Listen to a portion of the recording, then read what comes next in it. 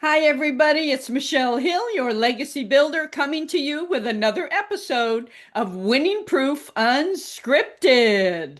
And today I have a super special guest is Joe Amra. I was just telling Joe that I have called him Amra all these years and he goes by either one, but it's Amra, Joe Amra. So I'm really excited to have him on and welcome Joe. Thank you. Thank you, Michelle. It's great to be with you. And I have to show everybody, we released Joe's book, My Father's Son, Bridging Generations, The Courageous Journey of My Father and Grandfather. And I think that was in August of last year. Yes, either August or September is when it actually Yeah, went. one of Might have those. been later September. Yeah, might have been later September. Okay, well, it is out here and it is such a fascinating read. And we're going to dip into some of this story today.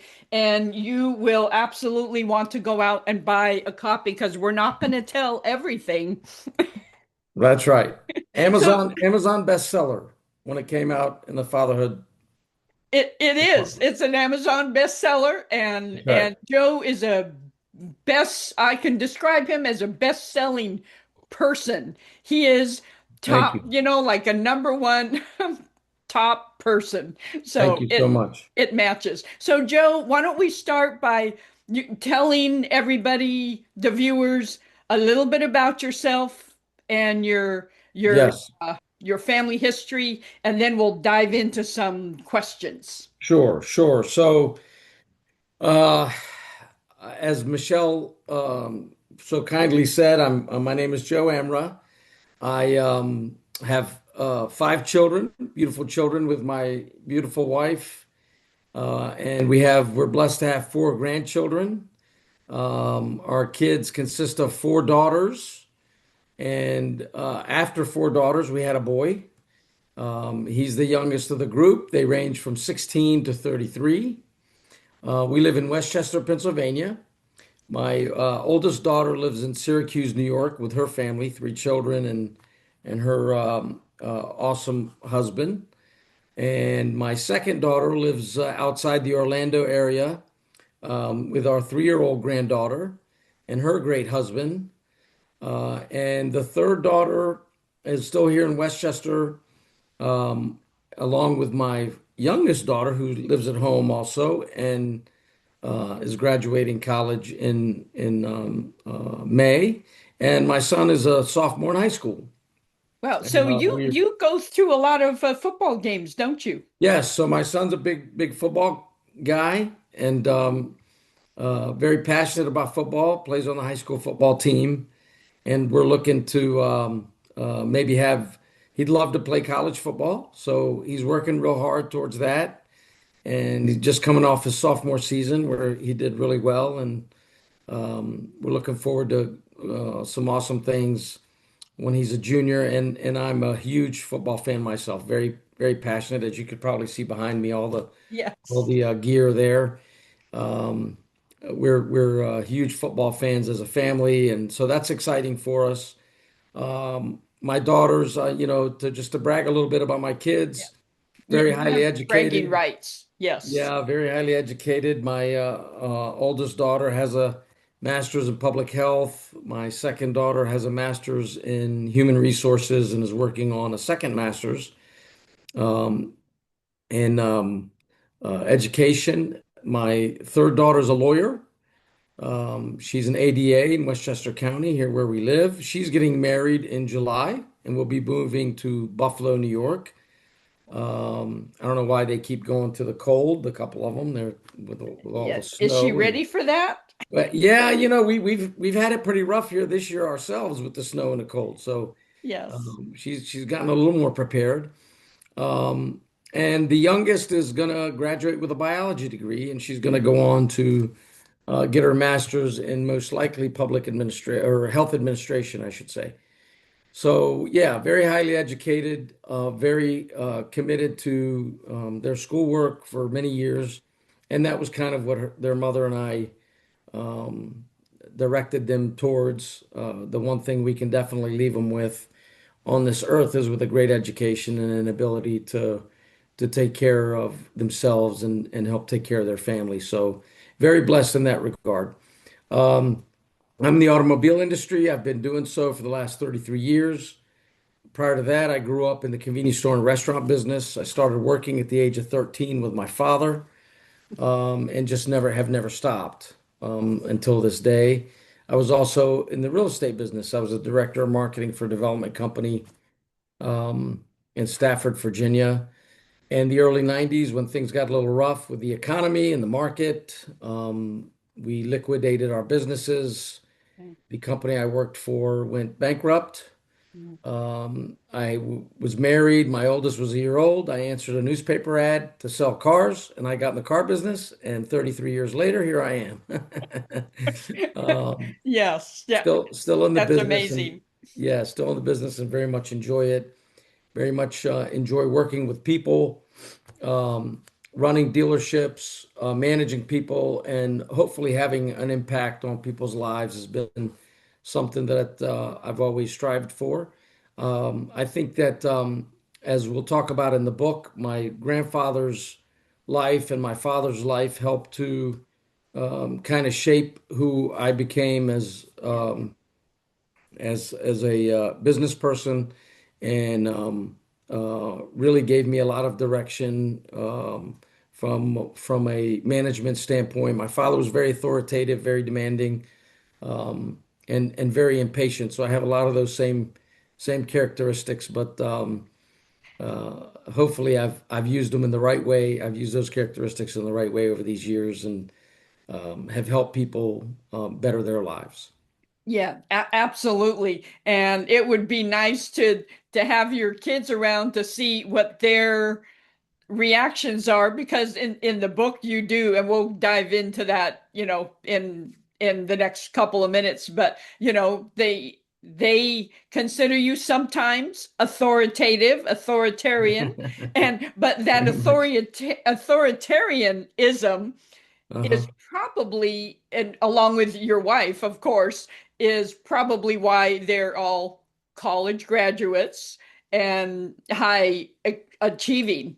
Yes. If Yes. you were a lackadaisical, do whatever you want kind of parent, maybe they would have had different outcomes or something. Yeah. Yeah. Well, no, we'd like to think so. We'd like to think that they didn't see me very much. The three older ones didn't see me very much when they were younger because of all the hours that I put into the car business.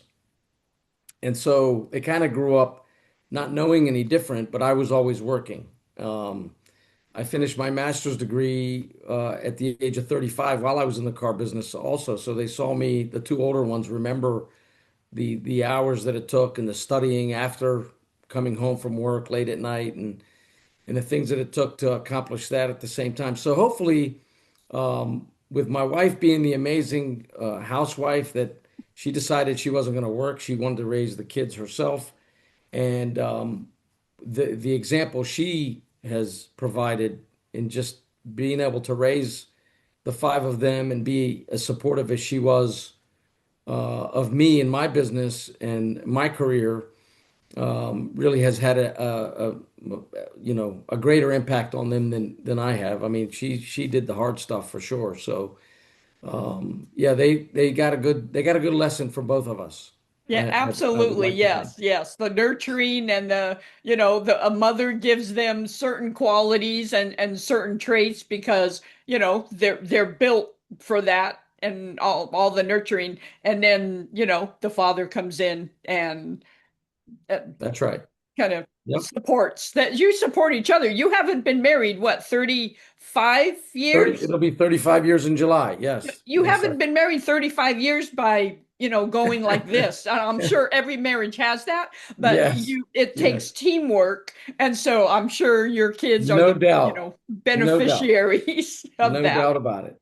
So before we get into the really nitty gritty of your story, tell viewers why now, why you decided to write your memoir now, as opposed to maybe earlier years, or maybe waiting until, 5 years from now. Why was now the right time? Yeah, it was probably about 20 years ago, really, that I developed a strong feeling about writing a book because at about the age of 9, if I remember correctly, I've always thought it was around the age of 9, I started to pay him. My father was very social, and my father was very commanding of a room, if you will, because he was such a great storyteller.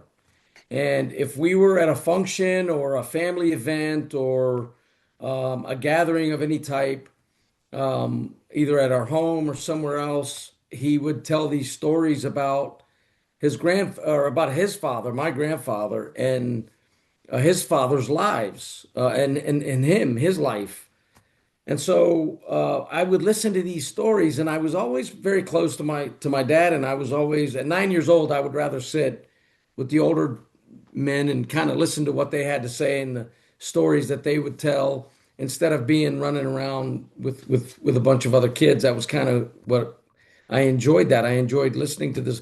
And then he would tell these amazing stories about what my grandfather went through, and then what he went through, and the fact that he didn't see his father until, from the age of 1 to the age of 27, and everything in between. And I was just fascinated by it. So Yeah. as I was getting a little older, and he and I would spend time alone because would work with him a lot.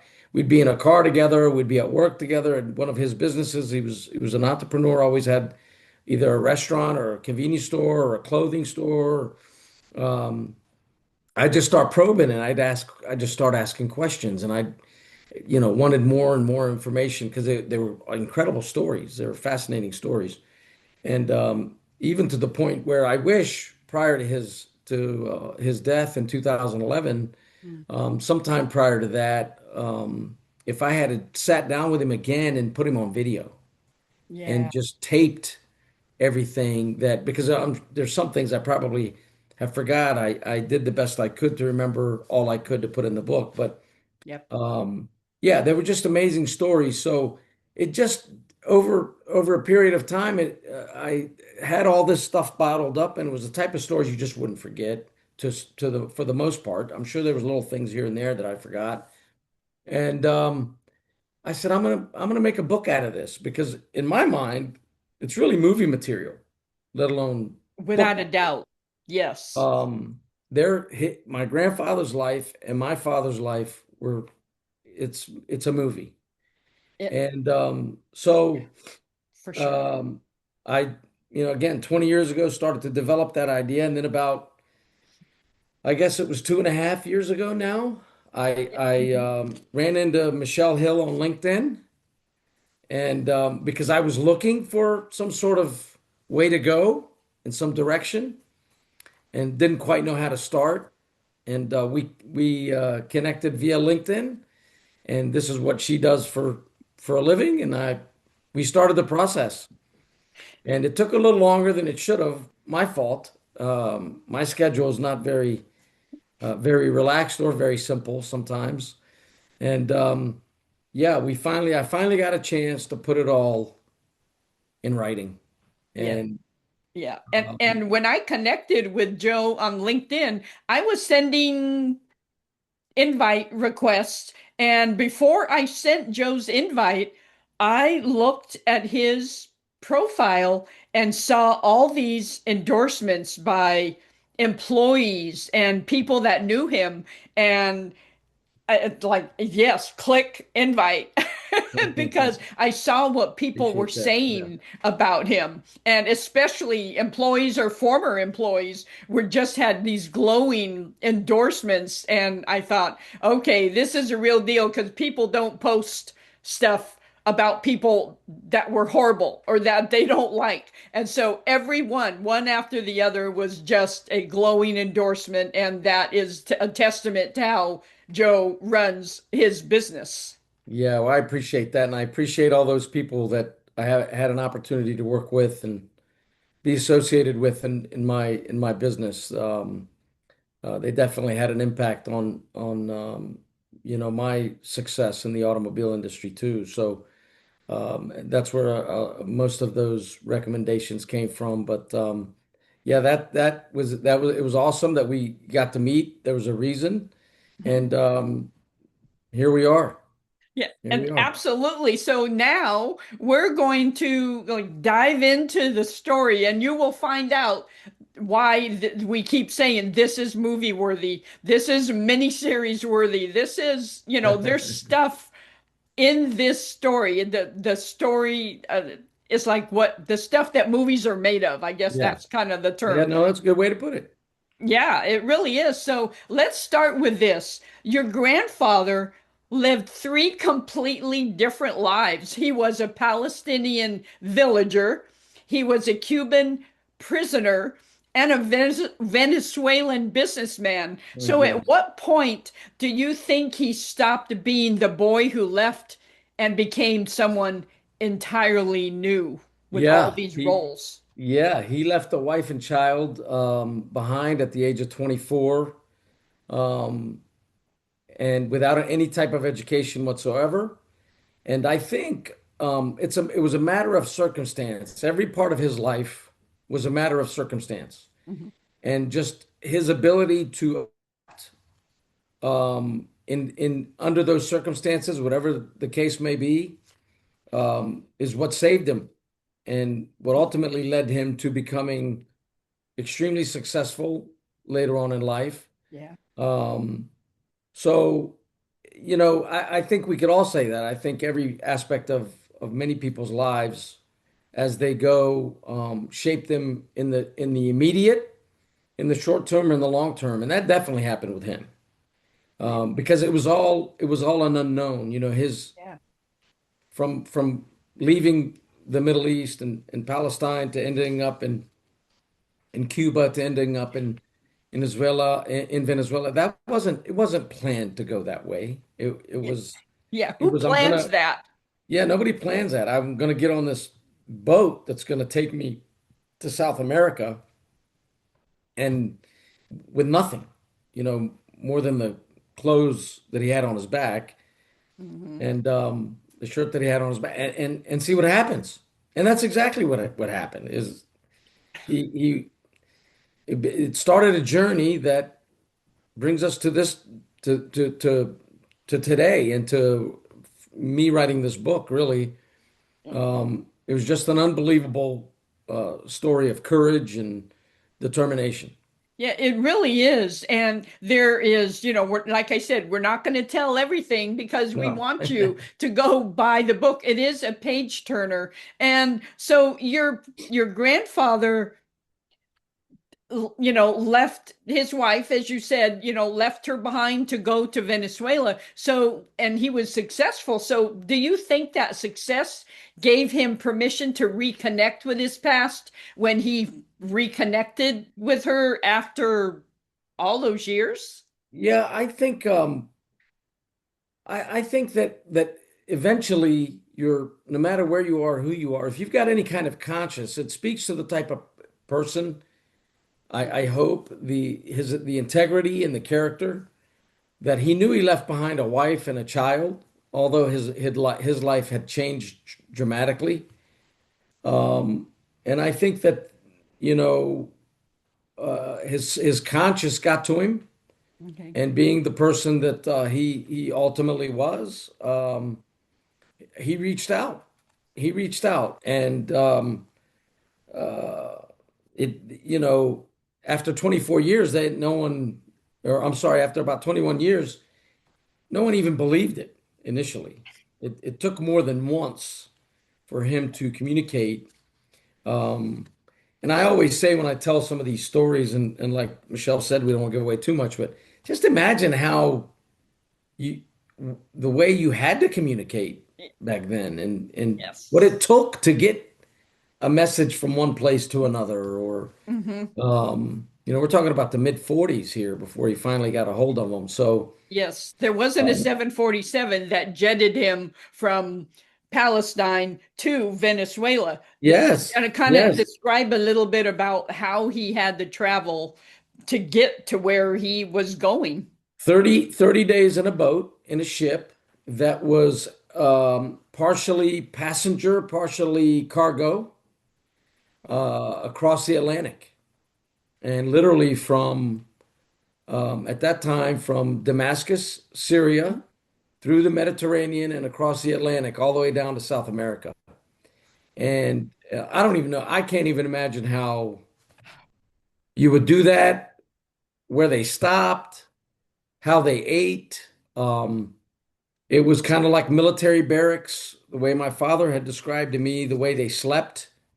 Um, it was an on-ship military barrack type setup with beds on top of it, bunk beds, I guess, and in big areas in the lower levels of the ship. And you can imagine the rough seas, you can imagine the seasickness. No, I couldn't have done it. Ooh. I mean, it's just so hard to fathom and to imagine that for 30 days, Yes. that's what it took. But that was the type of sacrifice you had to make for your family back then. Yeah, and it And wasn't for weaklings. You had to be strong to oh, survive that absolutely. trip. Yes, you had to be you had to be another level. You Yeah, really did. yes, yes. From a physical and mental standpoint. Yeah, Yeah. absolutely. So let's transition a little bit to your father. And your father worked for the British military during occupation, but he believed he was protecting his people. So do you see him as a collaborator, a strategist, or something more complicated than that? I, you know, I think it was a Palestinian police force under British command, is what it was. So he was a horseback police officer, Yes. which number one was very prestigious. He was recruited at the age of 18. So at the age of 18, it was more about how do I get out of working the fields and into some sort of profession. So I don't know if that was strategy. I don't know if it was he definitely didn't have thoughts of collaboration. It was the way out of poverty. It Hmm. was an environment to, that would get him out of him and his mother, my grandmother, out of poverty. And for instance, and so I think as he grew into the job, as he grew into the position, Yeah. he realized that, um, hey, I'm actually taking instruction from the occupier, Mm. and I'm being commanded by the occupier. So he did use that, as there are some stories in the book, to be a strategist and to really be a protectant in some cases of the Palestinian people and the fact that they were living under occupation. But it's really incredible how he was able to forge that career into being able to help people at the same time, without ever losing, the respect or the trust of either side, the people he was working Yeah. for, or the basic day-to-day people that he ran into, and the people that he patrolled, and the in the villages that they patrolled, and to ensure that people upheld the law Hmm. as it was stated by the occupation. Yeah, yeah, absolutely. So do you think in that role that he played, do you think it's possible to serve power without surrendering your identity? Because that's what it sounded like he did. He never gave up who he was, but he served the powers that be to Absolutely. serve the Absolutely. people. That's right. He never forgot who he was or Hmm.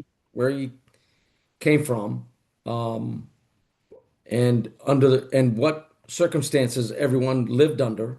Yeah. He was a young boy through the revolt in 1936, where again, we don't want to give away what's in the book, but he saw some things, lived some things through that revolt against the occupation that, if he wasn't a strong young man from at the age of 13 at that point, really a child. If you know how he managed as a young boy growing into, but see, I guess in those days, at 13, you had to be a man. Yeah, You mm-hmm. know, the Yeah. kids grew up a lot quicker than they do today. That's for sure.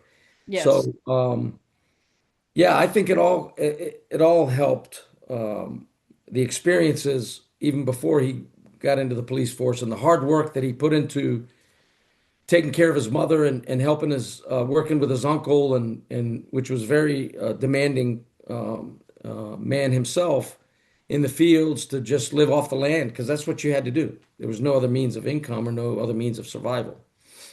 Ex- Yeah, exactly. And so, yeah, you had to be tough. And like you said, you had to, kids grew up.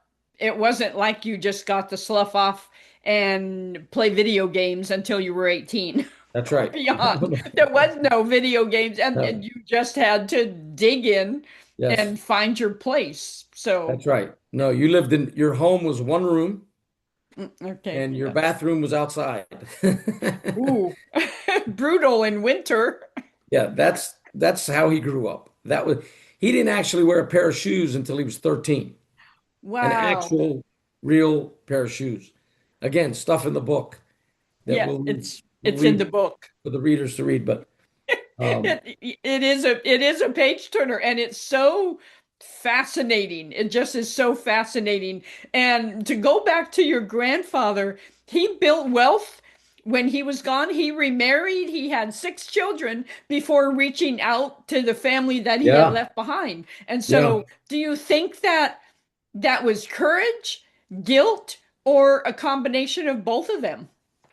Well, I think it was yeah, it could have been all of that. I believe that remember he was a young man, Hmm. 24 years old, found himself in a strange place, starting in Cuba with that experience. Again, I don't want to go too deep into that, but the experience that he had in Cuba, and then you had nothing. You literally were in a foreign country by the time he got to Venezuela, to Caracas to be exact. There was not zero. You had nothing. You literally had to start from scratch. Um, he became a farm helper, if you will, lived in the barns with the horses, slept in the hay. Um, and so life just took over. It was, again, matter of circumstance, like I had said earlier. Hmm. Um, Yes. and he just, I guess it was a matter of you went through the motions, you lived life, and as things came along, you dealt with them. And yeah, he ended up starting an entirely different life. Yeah. Do you think he knew that he had nothing as he was sleeping in the barn with the horses, or was that just life? Because sometimes your circumstances, you don't realize, oh, you know what? I'm really poor. I don't have anything. Or is it just you are living your experience and No, he definitely knew he knew? because when he left for prosperity. And Okay, and okay, and yeah, initially those first few years there wasn't any type of prosperity. So he knew he was in bad shape. okay, Um, he didn't travel all that way. The idea back then was to leave your family for 6 months, a year, yes, make a few dollars, something that enabled you to go back to your home and your homeland and maybe start yourself a little business, okay. buy another little piece of property where um, you could live off of, little piece of land. Hmm. That's what it was. That was what it's all about. So I believe that there's no way when he left, he thought he wouldn't communicate with anybody for 21 years. That just wasn't the idea. Okay. That wasn't the idea. Yeah. Yeah. So he knew that. And I'd like to like I want to, I'm toggling between your grandfather and father, but between that toggle, Mhm. I this is my favorite story. Tell about the time that so it's he hasn't seen his family. He wrote that first letter. It took emotional strength, I'm sure, to send that first letter to his, family back in Palestine. And like, describe the moment when your father, unbeknownst to your grandfather, came into the shop, the restaurant, and your father didn't know who he was. So The tell that clothing story store. because it's Yes. one of my favorite, and I Yes. love the Yes. way you tell it. Yeah, no, he was in the clothing business. It was a big Oh, clothing and clothing. fabric business. Yeah. Yes. Um, well, after the communication happened and they were back in touch again, which is an amazing story in itself. Mhm. My grandfather didn't want my father to come to Venezuela because he did not disclose that he had gotten remarried and Mhm. had kids. So my father found his way to South America anyway. And finally, when he settled into where my grandfather didn't have a choice, he had to help him get a visa to get to Venezuela. And he arrived a few days prior to his um, the time that he was supposed to arrive, or that my grandfather knew he was going to arrive. And when he was dropped off in front of the business, he left his luggage outside, and he walked in, and the place was sprawling with people and customers, and um, this gentleman behind a counter with a white suit on, a white shirt and a white suit, started to talk to him in Spanish to see how he could help him, welcome him into the business, and how can I help you?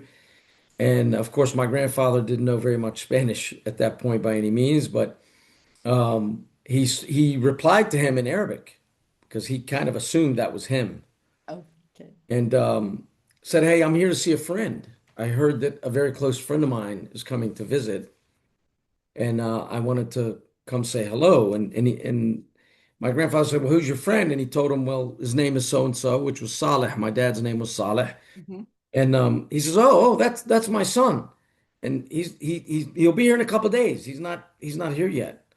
But please come in. Your friend of my son's come. Have a seat. Let's have a cup of coffee." They have a cup of coffee and they start to just have some conversation. How do you know my son? How do you this? How do you that? And they're having a little chat, and that took about 45 minutes or so before my father finally decided, you know what? I think I've put him through enough. Let me let him know that I'm the guy, that I'm his son. And so when he revealed, in the moment that he revealed that, my grandfather was shocked, stood up, started to shake with emotion. And my father stood up. He thought he was going to fall over. He thought my grandfather was going to fall. So he grabbed him, held him really tight. Now the employees and the customers are in the store, in the business, thought there was something wrong. They thought maybe my father had done something to him. So they all scatter, and they call the police, and there's a little bit of an uproar, and my father has to remind him, "Hey, tell them this is everything's okay. I'm not I didn't hurt you." Yeah. And yeah, and so he did. Now, of course, the police still showed up and what have you. But as soon as it was announced who he was, that area of Caracas, where there was a lot of businesses, my grandfather had a lot of friends, and had a lot of people that he was close with Mhm. in the business community. And as soon as they heard that he was there, they all showed up. They all started to come in, and it just became one big party Oh, for the next few hours. I And love that story. Yeah. yeah, yeah. So it was pretty cool the way they first ever met each other, really, as father and son. Yeah, and that continued the legacy. So going back to your father when he was in the Palestinian army under British command, the British commander sends boots to the most wanted man in Palestine, and maybe that was Yeah. some psychological warfare. So what did that moment when your dad told you that story, what did that moment teach you about power and messaging? Yeah, it was strategy on the British commander's part, because he knew my father had known the most wanted guy, Mhm. and he happened to be from the same village that my father was from. So my father knew him. They were he was older than my father, but my father knew him, and he was very well known in that part of the world at that time, that small part of the world, as an agitator, as a Mhm. um, you call him whatever you want, a freedom fighter, Okay. someone who fought against the occupation, basically. Okay. And so they somehow or another wanted to corner him, wanted to convince him to stop. And so he commanded my father to go meet with him. And he sent him a gift. He said, when you go see him, I'm going to give you this gift. And he gave him this sack with a box in it. And my father didn't open it, didn't touch it, had no idea what was in it. And gave him 3 days to go find him, make contact with him, meet with him, and just basically say to him, look, stop this or just leave the area. That was going to be the you know the reason for the meeting, is to try to convince him to stop all this, what they considered to be violence against them, right? Hmm. And so they did. They met, and he gave them this. He said, look, the commander Ford, his name was Ford, said he Hmm. sent you a gift. And so he opened it. The gentleman, again, we don't want to give away too much, but he opened the gift, he opened the box, and it was a brand new pair of boots, combat boots. And so he, big smile on his face, because that was, he had on these old war-torn boots of his own, and that wasn't getting it done for him anymore. So he immediately took those boots off and put the new boots on, and he put the old boots back in the box. And when the conversation was over, he gave the bag back to my father with the box in it and said, give this gift to Commander Ford. And my father did. He took it back. And Wow. yeah, there's a whole, I think it was a chapter about this gentleman and how that ended up. It was fascinating. Yeah, Fascinating. it was very fascinating. Yes, yes. So as your father is telling you these stories, and I know later in his life he developed dementia, but he never forgot the police stories. Like he remembered those very vividly. So why do you think those 8 years that he served stayed so vivid when maybe other circumstances faded some? Well, because I think there was a couple of things. It got him out of poverty, got him out of the hood, if you will. Um, it taught him modern life, because being in the police force and under the command of the British, there was a lot of organization. Mm, There was a lot of authority. There was a lot of scheduling. For example, shaving every day. My father shaved every single day till he got old enough, and his health deteriorated where he didn't need to shave every day, but he shaved every day of his life. mhm. Um, so I think it shaped him. The fact that he was able to prosper financially, and then take care of his mother, take her out of, the hard work um, environment that she had to survive in. Yeah. Um, he met a lot of incredible people. He developed a lot of great friends. One that he ended up being in business with, that's in the book later on.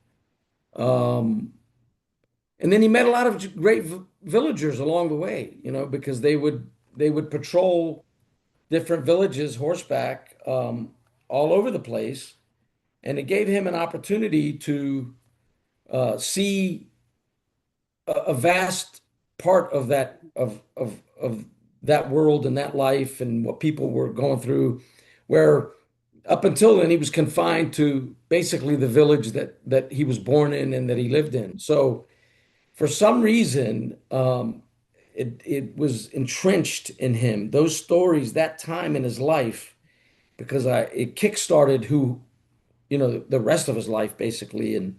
and helped shape who he would be until the day he died. Yeah, even with dementia, even with the one thing I could ask him till the very end where he could still talk anyway, Mhm. and he could tell me those stories.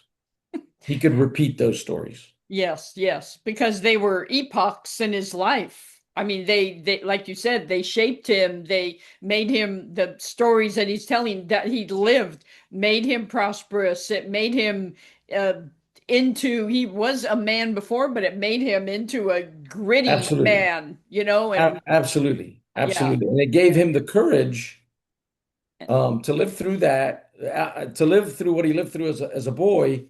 And then to live through that, it gave him the courage to make some very harsh or hard decisions, like eventually going to get to see his father, which was a yeah. journey of its own. Exactly, Um, exactly. And that's part of the subtitle, the courageous journey. That's just not a word we threw in that, there. that's right. It's a courageous It sure journey was. of two men that came before you. So that is a perfect segue to say so many men in your family were driven by honor and they were driven by protecting family, saving face, surviving. So, do you think that the concept of honor helped them or trapped them? Do you think they were ever in between? No, I think that it definitely developed their ability to, honor their families. Now look, no, they weren't perfect. You know, they made Nobody is. decisions along the way that even when you're reading these stories or what have you, like, why do you do that? Or what happened there? Or so they weren't perfect by any means, but that's life, right? And Mhm. um uh if, ultimately it was all honorable. It was all for the right reasons that they did Yes. what they did. And um if I'm sure my grandfather died when I was really young. I was 9 years old. The last time I saw my grandfather, I was around 4 years old, and Okay. that was when we were coming to the United States. Just vaguely remember him. Um, but he would tell you he didn't regret anything. I'm sure, as my father would tell you, he Yeah. didn't regret anything at all. And he appreciated his experiences. Um, it was a journey. It Yeah. was a journey, and whether, I preach to my son now, enjoy the journey, Oh, all that yes. you can, because you're going to look back one day and you don't want to regret, as I've said to my daughters, you don't want to regret that you didn't do this, that, or the third. Yeah. You want to cherish the time and enjoy what you can while you're doing it. Um, while you're doing whatever it is you're doing, whether it's playing sports or going to school or going to college or getting your education, whatever it may be. So, um, yeah, they ultimately doing what they had to do for their families was the honorable thing to do. Yeah, absolutely. Yeah. And you continue that legacy. So, what part of your life, what version, I should say, of your life doesn't exist because your grandfather sent a $500 check back home? Yeah. So, if he had never sent that $500 check, what version of your life doesn't exist now? If that Wow. makes sense. You know, uh, if he had never sent that check, my father would have never gone Mm. to South America himself, and that might have changed he might have stayed after the occupation was over in 1948, after the Second World War. He had the option of staying in the police force under Jordanian command at Hmm. that point. And if he'd have done that, um, who knows what course his life would have taken and what it would eventually have meant when it came to the fact that he met my mother Hmm. and and married my mother. And my mother, there were six of us that my mother had. Mhm. Um, yeah, there's a very good chance I don't even exist if that didn't happen. So Yeah. yes, that $500 check Y- uh, changed the course of history. There's no doubt about it. Yeah, absolutely. No Yes, doubt about it. yes, yes. So that kind of leads me into my next curious question is how have you personally stood on the shoulders of your grandfather and father to continue the legacy and create your own family legacy? Yeah, I should just go back and say again, not to give away too much, but the reason the $500 check was important is because the first time my grandfather communicated, Hmm. there was no money involved, there was no check involved, and that's why they didn't believe that it could be him. So it took that second time around with the check. And you're talking about 1945, $500 in 1945. So who knows what that equals today. But Hmm. so yeah, just to again, not to give away too much, but yeah, I think working with my father, not knowing my grandfather, working with my father, spending a lot of one-on-one time with my father from the time I was 13 years old, Hmm. really into manhood and getting married and having my own family. Yeah. Just watching him um, conduct himself, watching him carry himself. My Hmm. father and I were pretty much, we were the same size, height wise. But if he, he'd walk in a room and you'd think he was a foot taller than he was. And people say it till this day until they see a picture of us with each other and they go, wow, he just seems so much taller. And because that's the way he conducted himself, that's the way he carried himself. So that confidence is most definitely what I got from him.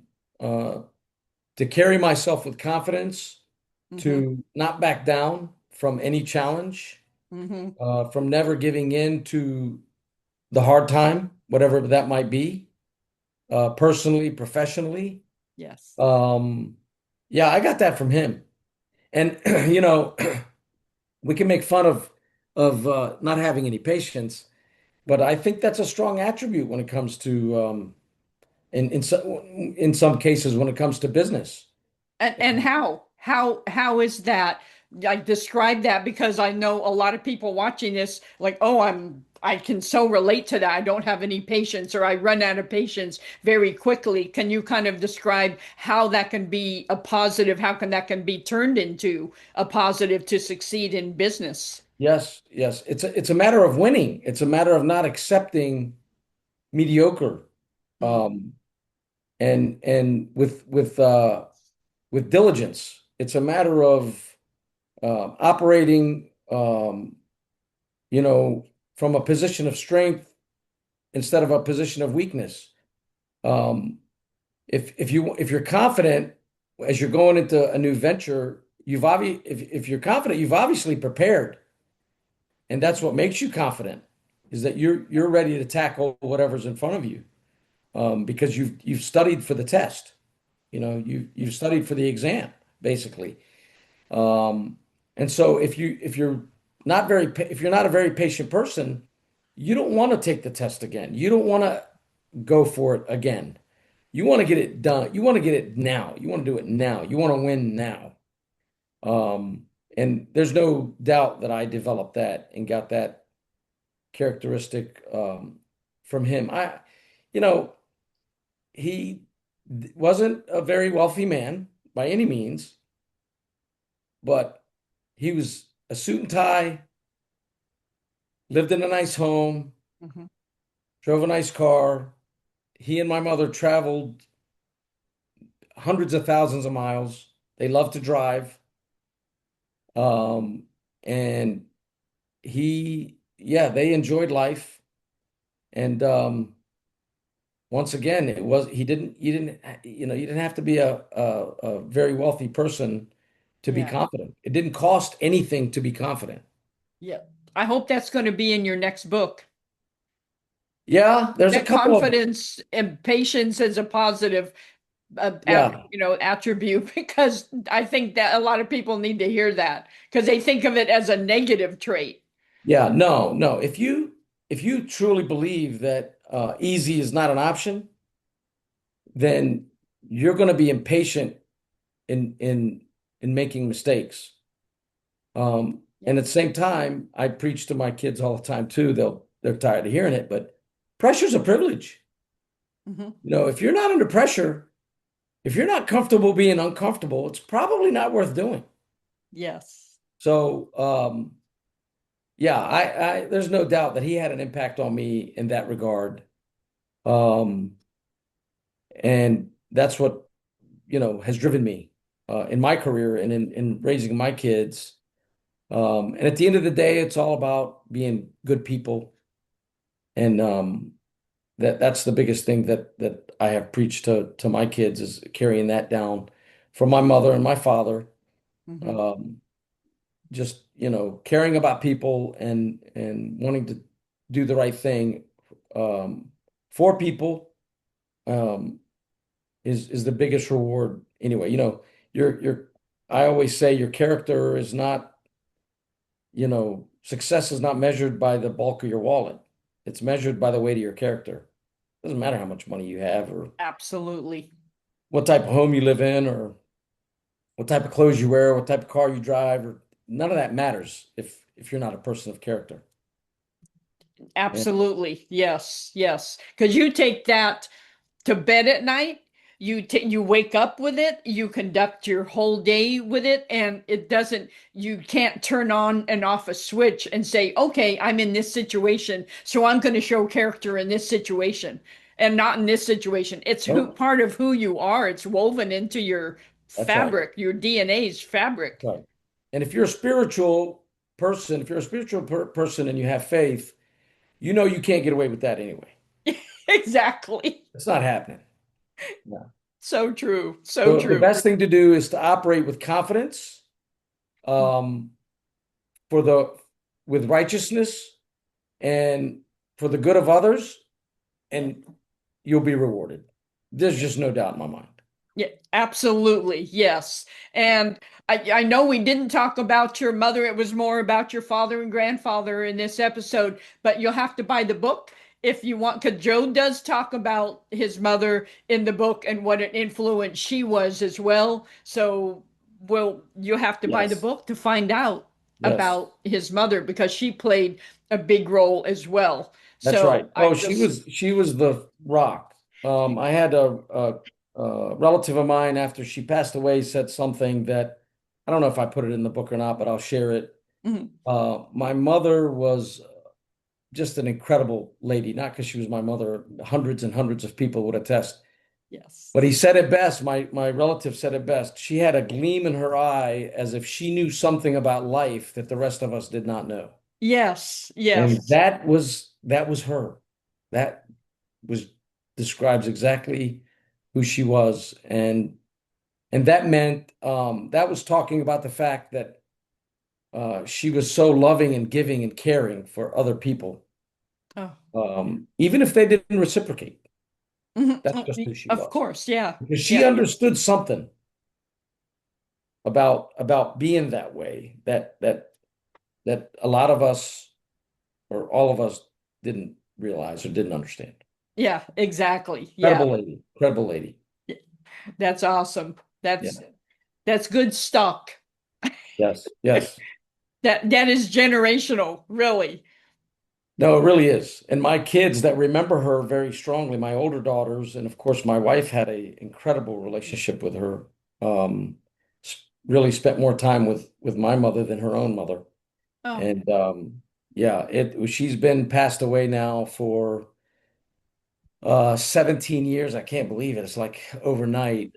Um, but yeah, we still get emotional talking about her 17 years later. So yeah, she had a huge impact on a lot of people's lives. yeah. Great. So she has her own legacy. Oh, no doubt. Yes. No question. Yeah, No question. absolutely. So, Joe, as we wrap up, how can people reach you if their interest is piqued, if they're wondering, of course, I'm going to put the Amazon link to the book and Joe's LinkedIn, but how can people reach you if they want to connect with you, ask you more I would say the questions? best way is definitely through LinkedIn. I have 21,000 connections on LinkedIn. I'm very active. And that is a great way at Joe Amra on LinkedIn, Mhm. a great way to reach me and to communicate or make contact. Um, I'd love to meet people, meet more people. I'd love to uh, tell more stories about my career or my family. And I have a couple of other books that, as time goes on, Michelle will help me with. One is about my career, and one will be about leadership. I look forward to working on those over the next few years. I'm gonna under promise and over deliver this time. I'm not gonna say I'm gonna have them done in a year. Yeah, and as you know, books take time if you want to do them right and you want to convey the message you want to convey. That's right. It takes some time. Sure does. It sure does. Yeah. So, do you have any nugget of wisdom before we go that you want to No, I leave? think, look, if you know it all, this is funny because if you know it all, go write a book. So as I write books, it's not because I know it all. Um, Gosh, I still learn from, I have a lot of millennials that work for me and have had over the years, young people that I come in contact with all the time. And you just got to be open-minded and be willing to learn and be willing to understand people's point of view. And quite simply, what I said, you don't know what you don't know. Mhm. So if if you think you know it all, go write the darn book. I mean, why not? Exactly. Um, but until that point, don't take anything for granted as you see it or hear it or learn about it. Um, you know, be curious and and learn and educate yourself because there's all types of things going on in the world right now, and people have different perspectives, and um, there's a lot of opinions. There's a lot of just give yourself a moment to understand both sides or Yeah. all sides, and be open-minded that way. And it leads back to that character thing we were talking about earlier. Just if you're a good person, it all works out. And strive every day. There's no such thing as perfection, but if you strive for perfection, you could very well catch excellence. And there's nothing wrong with that. Yeah, without a doubt, without a doubt. And I will tell viewers if you have enjoyed this episode, which I'm sure you have because it's just so packed, it's so packed with like power and values and strength and courage and so many good qualities there. So would you please like, subscribe, and share because it does really help people hear more about these poignant, power-packed interviews. And so it helps spread the word. And if you've already bought a copy of My Father's Son, please take a moment, go on Amazon, leave an honest review because it really helps Amazon's algorithm, which we're all kind of tied to these days. It helps elevate the Yes. title. And when you buy your copy, because of watching this episode and wanting to know more, please go to Amazon when you're finished and leave an honest review. So, with that, I will say, Joe, I'm so thankful that you got to spend this time. I know you're a busy, busy man, and I'm just thankful that we had this time to talk about your family, your legacy, and your father and grandfather. Thank you so much, Michelle. It's been a pleasure. It was great to do this and great to talk about all that stuff, and it never gets old. No, nope, it doesn't because the stories live on. They live on generationally, That's really. exactly right. That's for sure. Yes. for sure. So thank you so much. And everybody else, thank you for watching another episode of Winning Proof Unscripted. Thank you.